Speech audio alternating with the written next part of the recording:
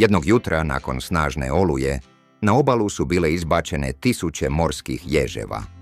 Ležali su po pijesku, osuđeni na propast pod suncem.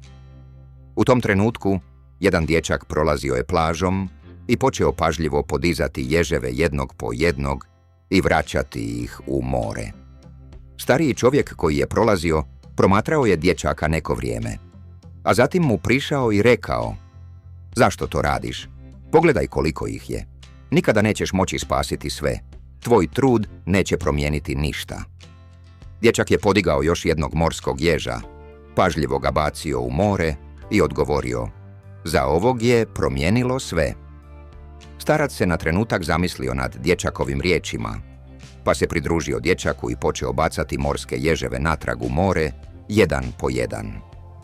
Ova priča nas podsjeća da svaki mali čin ljubaznosti ima vrijednost, čak i kada nam se čini beznačajnim.